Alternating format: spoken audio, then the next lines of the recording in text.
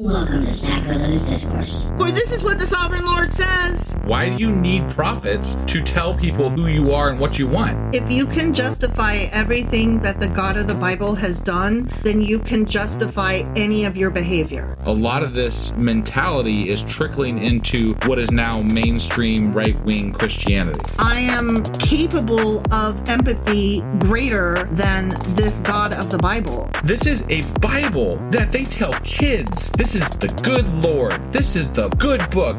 He is fantasizing about murder, mass murder.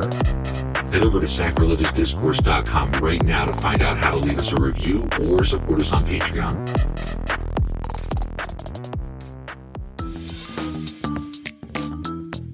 Hey there, sinners and saints. It's your favorite Bible-bashing duo from Sacrilegious Discourse, and we need your help. That's right, folks. We're raising funds for some heavenly equipment and a studio that doesn't sound like it's in the depths of hell. Our current setup, let's just say it's more apocalypse than audiophile. So if you want to hear us dissect the Bible without the background noise of demonic squirrels, chip in a few bucks. We're aiming for $5,000 to upgrade our audio and build a studio worthy of blasphemous banter.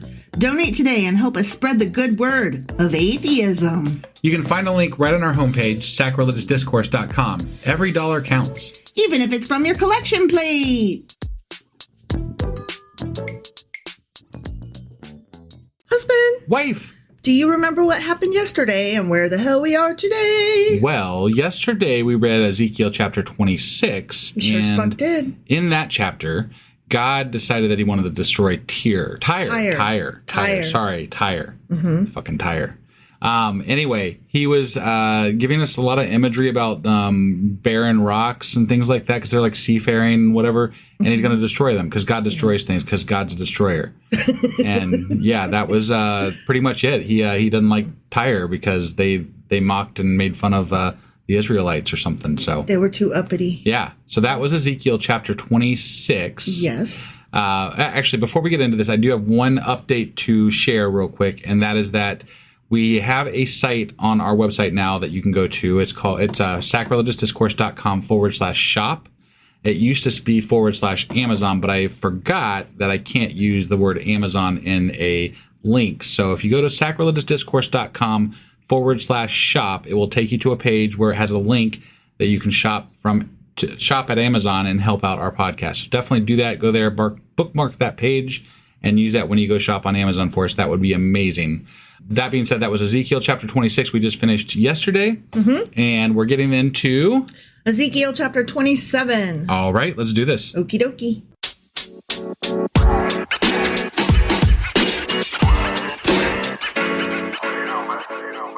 All right, we are getting into Ezekiel chapter 27. Or as I like to say, Ezekiel chapter 27. That's not what you like to say. It's what I'm gonna say. It's what I did say, and I shall keep saying it. So, yeah. Even though Ezekiel is more fun. Definitely more fun, for sure. All right. And this chapter is a continuation of the last. Okay. So we're going to keep on talking about that city of Tyre. Yeah. Okay. And guess what happened right at the beginning? Let's see. God is going to call Daffy Duck. No. No? He's going to talk to Ezekiel. Oh, well, I guess I should have guessed that one instead, probably. That was more likely. It's not likely in the sense that it actually happened, but likely as far as the book says, anyway. Yes. But anyway. The word of the Lord. The word of the Lord. Came to me. It did? As it does. Okay. Me, Ezekiel. Yeah. Not me, wife. Right. Son of man. Yeah, mere human. You fucking worm. Take up a lament concerning Tyre. So now we're going to be sad about them because we're going to be like, oh, God destroyed them, and now we should be sad for them, maybe. Right. Sort of. Those fuckers. But it was still justified, apparently. Right. Because they laughed at us. Yeah. They're all going to laugh at you. Say to Tyre, situated at the gateway of the sea, merchant of peoples on many coasts, this is what the Sovereign Lord says. Oh, okay. You say, Tyre, I am perfect in beauty. Your domain was in the high seas. Your builders brought your beauty to perfection. They made all your timbers of juniper from Sinir. They took a cedar from Lebanon to make a mast for you. Of oaks from Bashan they made your oars. Of cypress wood from the coasts of Cyprus they made your deck, adorned with ivy. Fine embroidered linen from Egypt was your sail and served as your banner. Your awnings were of blue and purple from the coasts of Elisha. Men of Sidon and Arvad were your oarsmen. Your skilled men, Tyre, were aboard as your sailors. I'm having trouble finding anything to say here. This is just like a description of how wonderful and great they were. He's comparing them to a ship. Yeah. Because they were seafarers. Because they were seafarers. Right. And just a quick addition here where he says your domain was the seas and your city was situated at the gateway to the sea. Yeah. In the original text, gateway was plural, gateways to the sea. All right. And that's because it probably had more than one harbor, one facing north and one facing south. Got it. So they were a big deal. Yeah. When they earlier on in earlier chapters, when we were talking about the people of the islands. Yeah. These were them. Not just these were them, these were the top of them. Got it. These were the big ends. The Tyres, the Tyrians, they were the top dogs as far as seafaring and all that. It's funny to hear you say Tyrion because that's like Game of Thrones. And yeah. So yeah, Tyrus. Okay. Tyre. And yeah, they were top dog, like you said. Got it. Okay. Yeah. Let's see. Alongside trade for your wares, blah, blah, blah. Well, I was scrolling. I have to find where I'm at. Yeah, now. no, I know. Why Foster Place? I did. Always, always. Okay. Veteran craftsmen of Byblos were on board as shipwrights to caulk your seams. All the ships of the sea and their sailors came alongside to trade for your wares. Men of Persia, Lydia, and Put served as soldiers in your army. They hung their shields and helmets on your walls, bringing you splendor. Men of Arvad and Helek guarded your walls on every side. Men of Gamad were in your towers. They hung their shields around your walls. They brought your beauty to perfection. Tarshish did business with you because of your great wealth of goods. They exchanged silver, iron, tin, and lead for your merchandise. This is. I mean, normally you don't have to do this much reading. I know. I'm sorry, like in one shot. I mean, but I really, I'm struggling here. I mean, basically, there's nothing to really interrupt and interject about. So basically, every sentence is like, "You were awesome to these people. You were awesome to those people. All of them people." I feel like it's going to end though with like, and now you're destroyed, and we're sorry, and you're sad, and we're sad that our God, destroyed you. Yeah, because he sucks. Yeah, and stuff. Exactly. Greece, Tubal, and Meshech did business with you. They traded human beings and articles of bronze for your wares. Oh, so there's some slavery happening. Oh, yeah. Definitely. They were master slavers. Mm-hmm. Yeah. But I noticed that God's not commenting as though that's a bad thing there. Right. He's just saying this is where people bought slaves because, you were the people that brought them in. Right. And that's not bad because you also brought other things. No, I mean, we're in the midst of a showing all of their wonderfulness and all their amazing things that they did. Part of which includes slavery, right? Yeah. Love me some slavery, right? Right. Oh, yeah. Gross. Men of Beth Tuggerma. Yeah, that place. Mm-hmm. They exchanged chariot horses, cavalry horses, and mules for your business, but none that talked. I wonder if they got the mule semen in there. Oh, my God. The men of Rhodes traded with you, and many coastlands were your customers. They paid you with ivory tusks and ebony. Yeah. I was trying to say emery, and I don't know that's why. Not, no, ebony. Ebony. Yeah. Aram did business with you because of your products. They exchanged turquoise, purple fabric, embroidered work, fine linen, coral, and rubies for your merchandise. Oh, sounds like they were quite the hub. They were a big hub, yeah. Mm-hmm.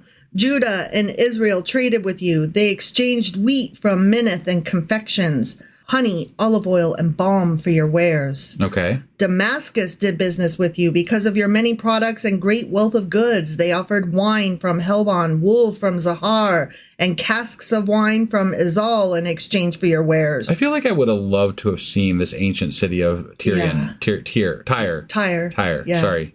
Tyrus, but yeah, it seems like it's a very bustling, ancient world city type thing. Yeah. And it sounds, I mean, other than like the slavery and shit, it sounds kind of like it would be interesting to visit if you had a time machine, right? Yeah. Yeah. I would have loved to see this place in action. Right. Wrought iron, cassia, and calamus, dead and traded in saddle blankets with you. Arabia and all the princes of Kedar were your customers. They did business with you in lambs, rams, and goats. Lambs, rams, and goats, huh? A fox in a box with socks. The merchants of Sheba and Raamah traded with you. For your merchandise, they exchanged the finest of all kinds of spices and precious stones and gold. Okay. Haran, Canaan, and Eden, and merchants of Sheba, Esher, and Kilmad traded with you. There was a place called Eden? Apparently, yeah. I need to know more about that. I mean, that... Did they have a garden?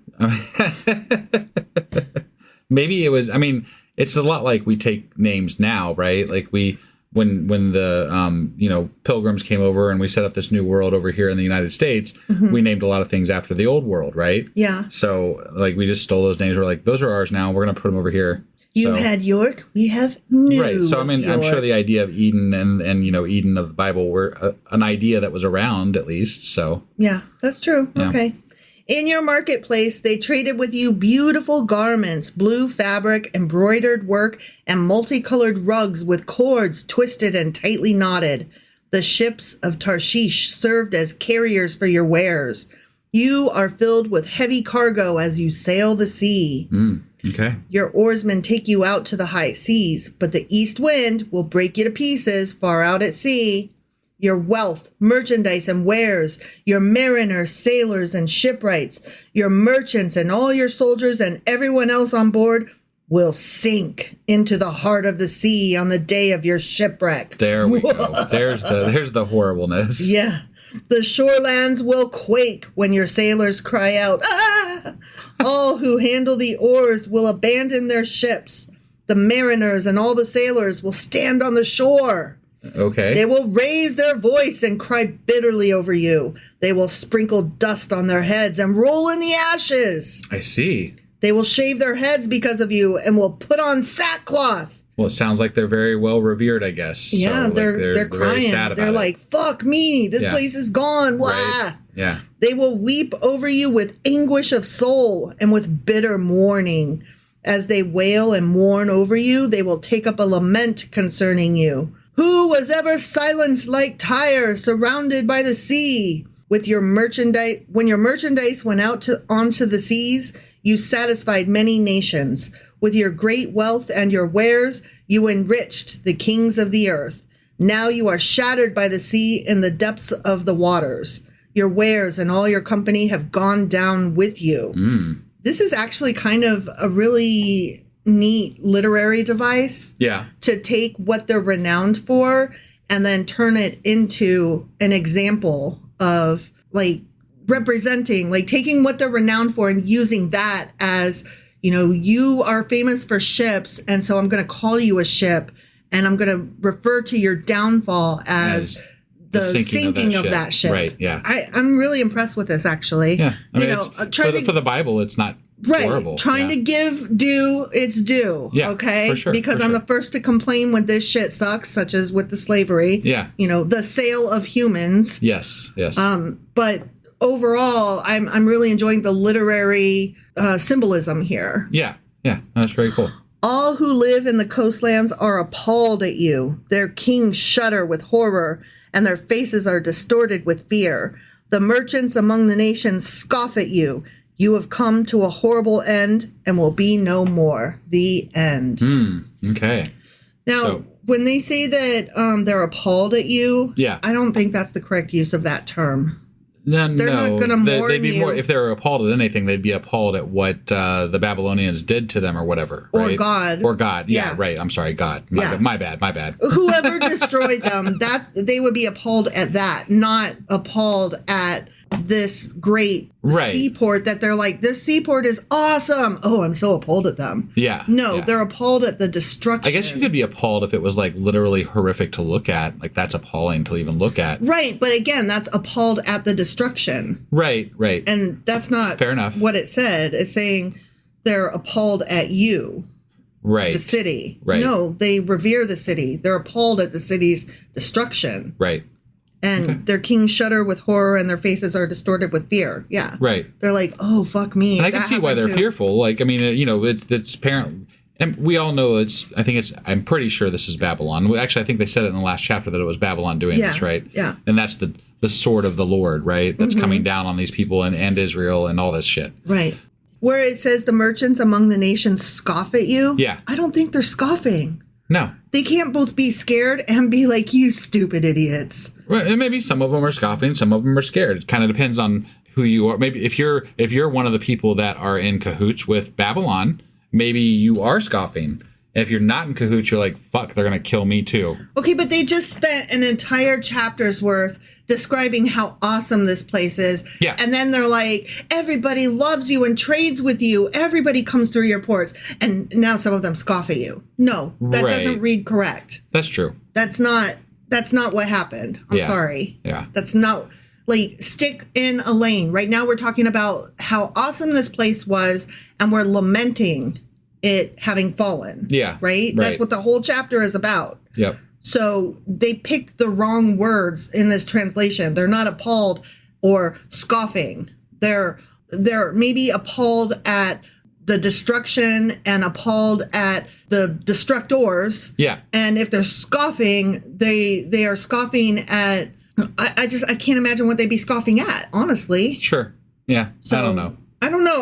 But the God likes to say that once he destroys something, people are going to laugh and scoff at them. Like that's a thing that the Bible, that Ezekiel. People that no longer should be embarrassed or that no longer survive should be embarrassed. And keep in mind too that looking small or looking weak in front of your enemy or your neighbors in this time frame was a big deal. All like right, that made people want to not be that, right? Like that was a motivator. I don't want to look this way. Even God, according to the Bible, doesn't want to be embarrassed by in front of his neighbors, right? Right. So like it's a thing that even God in the Bible is supposedly fearful of doing.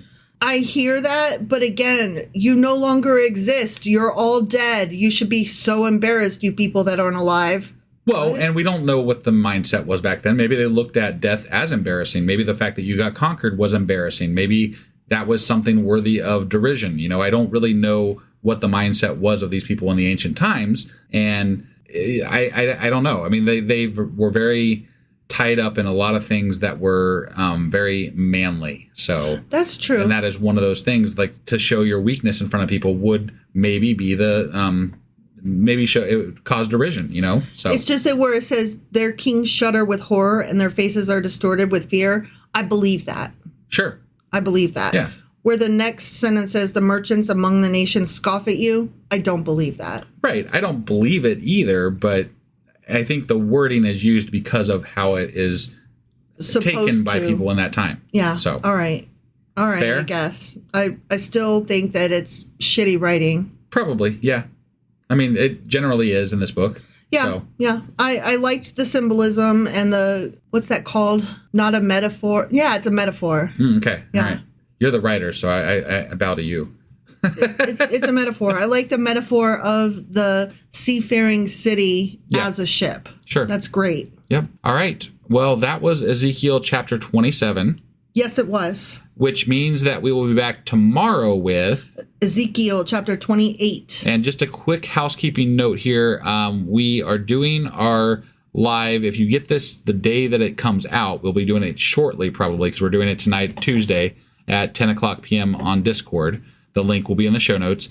But we also are not doing our live tomorrow on Wednesday on YouTube and Twitch and all that because we have other obligations this week. And we apologize for the screwed up live schedule this week, but things just didn't go as planned yesterday and today, and tomorrow we already had plans. So that's the way it goes. Got some family stuff we got to do. Yep. So thanks for joining us, everybody, and we will see you next time. Bye. Hey, wife, I guess that's the end? But husband, that's just sad. It doesn't have to be. We are on lots of social media platforms like Twitter. Our handle there is sacrilegious_D. For D's nuts. Oh my God. Stop doing that. Anyway, we're also on Facebook, Instagram, and Pinterest. There's a link to all of our social media sites at our website. Ooh, we have a website? Yeah, it's sacrilegiousdiscourse.com, where you can also find a link to our merch shop. We have a merch shop? Yep, we have podcast-themed clothing, mugs, notebooks, and more, as well as an atheist and science-themed products. Wow, our fans should really go check that out right now. Definitely. They can get in touch with us by sending an email to sacrilegiousdiscourse@gmail.com. But before they do that, we could really use some help. Oh yeah? With what? Well, it's not free running the podcast, and we need some financial support in order to get better equipment, which will free up time so we can concentrate on our podcast and our fans. Okay, so what should they do? Head over to patreon.com/sacrilegious discourse and sign up as a contributor on our podcast. Supporters there receive additional bi-weekly episodes that we record just for our Patreon members for as little as $2 a month. Also, we'd really appreciate it if you would like and subscribe on whatever platform you're using. And Apple Podcast reviews help us out tremendously. Like and subscribe. Leave an Apple review. Join us on Twitter. Support us on Patreon. That's a lot of instructions. Don't forget to say thanks. Thanks. Okay, bye.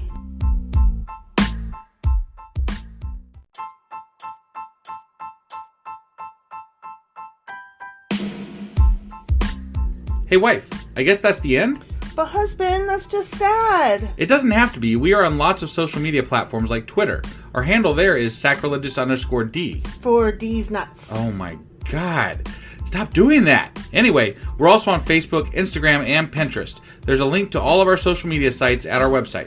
Ooh, we have a website? Yeah, it's sacrilegiousdiscourse.com, where you can also find a link to our merch shop. We have a merch shop? Yep, we have podcast-themed clothing, mugs, notebooks, and more, as well as an atheist and science-themed products. Wow, our fans should really go check that out right now. Definitely. They can get in touch with us by sending an email to sacrilegiousdiscourse@gmail.com. But before they do that, we could really use some help. Oh yeah? With what? Well, it's not free running the podcast, and we need some financial support in order to get better equipment, which will free up time so we can concentrate on our podcast and our fans. Okay, so what should they do? Head over to patreon.com/sacrilegious discourse and sign up as a contributor on our podcast. Supporters there receive additional bi-weekly episodes that we record just for our Patreon members for as little as $2 a month. Also, we'd really appreciate it if you would like and subscribe on whatever platform you're using. And Apple Podcast reviews help us out tremendously.